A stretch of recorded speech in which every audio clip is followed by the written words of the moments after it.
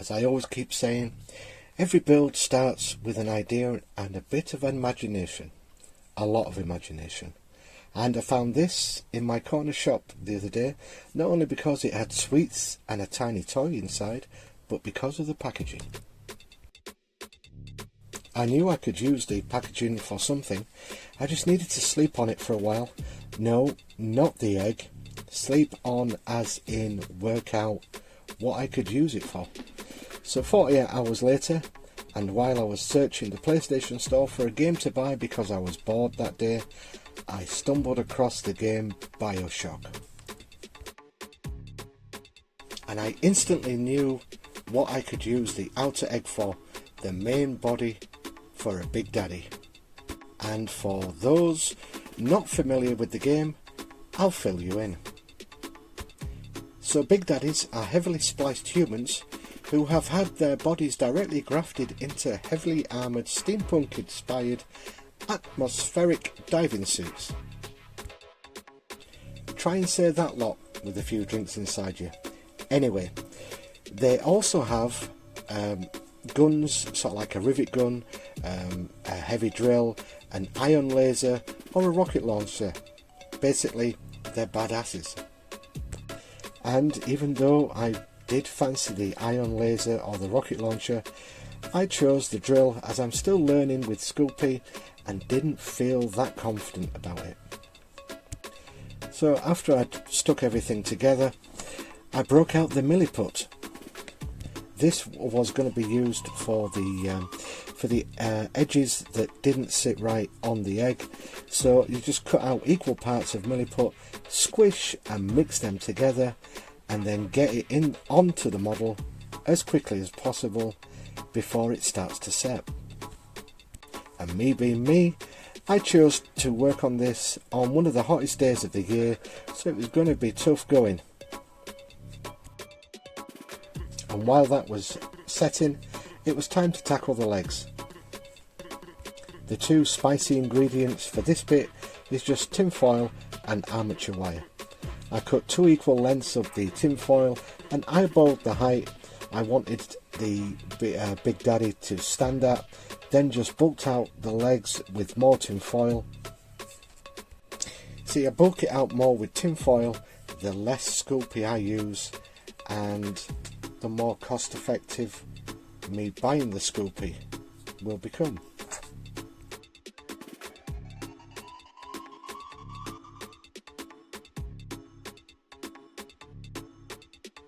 I drilled holes into the body so that the legs would have more purchase and security once the Sculpey was on, because I knew the legs would be a little bit heavy.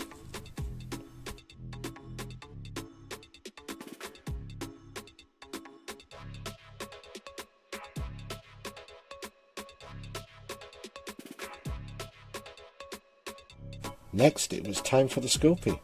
I rolled out some thin strips and just added them to the legs and just kept adding and adding until I got the basic shape of the legs.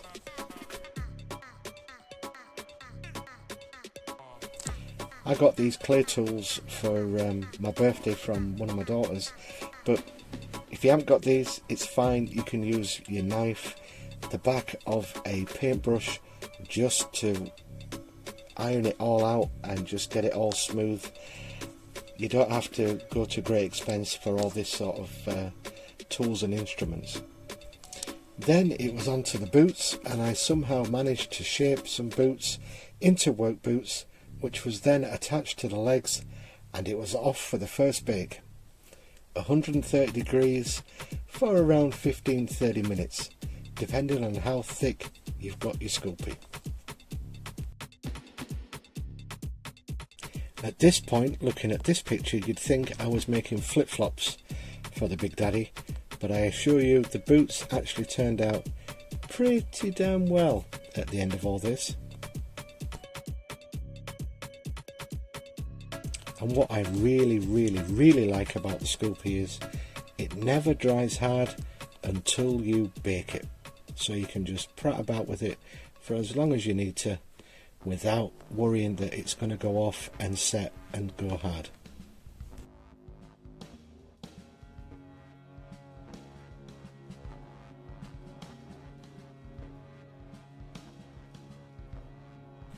And as you can see, I managed to add a little bit more details with the knee pads, and then rounded off the boots and made the boots a little bit more bootish, if that makes sense. While the legs were cooling, it was onto the arms. Same process as before, bulk it out with lots of tin foil, use wire as a purchase point to join it to the body. And what I used to cement the wire protruding out of the arm was just basically super glue with some baking powder, or baking powder, or bacon powder.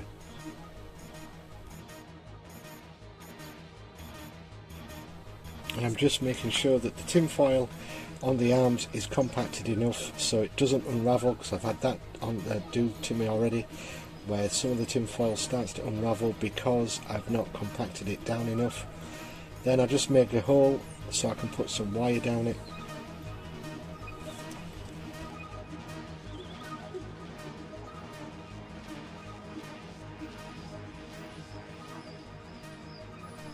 I leave a long enough piece of the wire. I can always cut it down later on if I need to. And then this is the baking powder, or baking powder, that I just use just to make sure that the wire doesn't come out of the tin foil.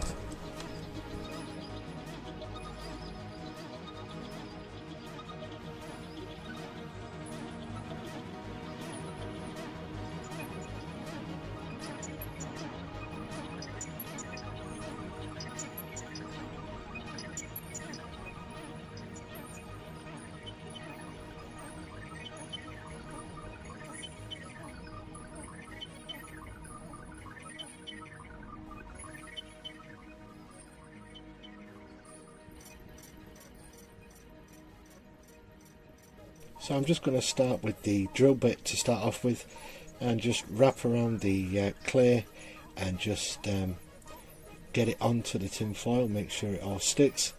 And yes, it probably looks rude at this point, but I assure you it does kind of turn out like a drill bit at the finished product.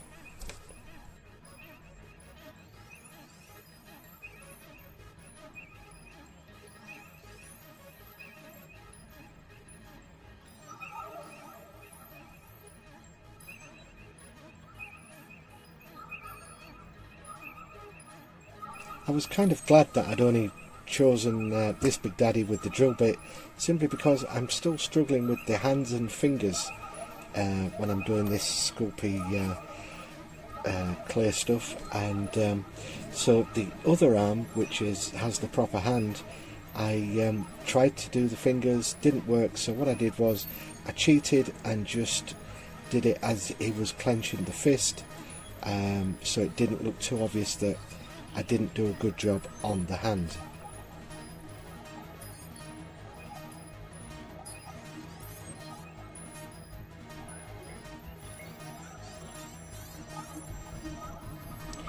And then I just kept adding little bits of detail just to cover up little gaps or cracks that had appeared. And then the white bottle in the background to the right, as you're looking at this, that's the Sculpey bond, which is basically glue that you can glue baked Sculpey with non-baked Sculpey.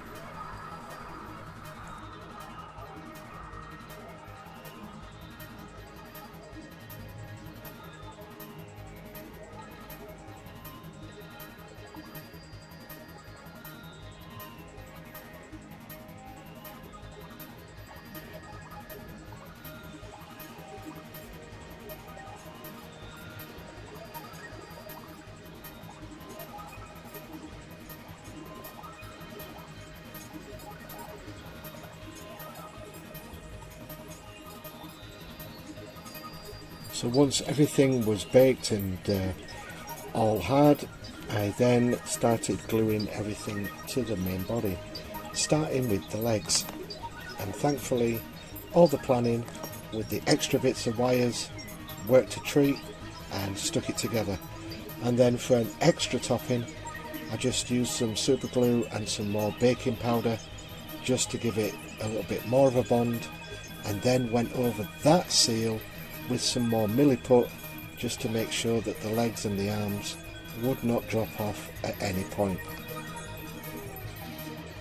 To make it easy on myself, I used washers for the front of the face tank and a yogurt bottle drink for the tank at the back of his body. And as you can see, for greeblies it was just cocktail sticks, EVA foam and some sticky gems.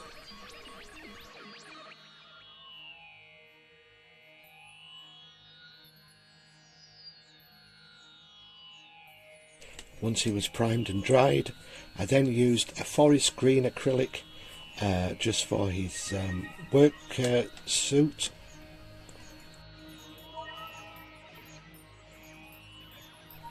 As you can see, I was trying to be as careful as possible while painting this, because I didn't fancy doing 500 coats of silver just to get rid of the overlapping of the green on the other bits.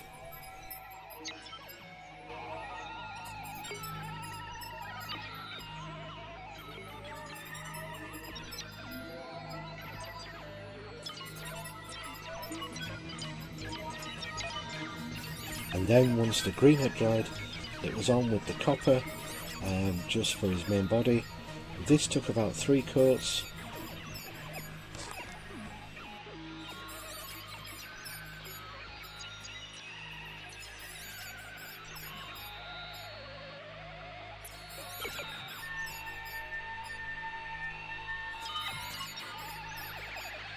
I did film myself painting the silver onto the Big Daddy, but all you saw was my chubby hairy hand, so decided to not show that.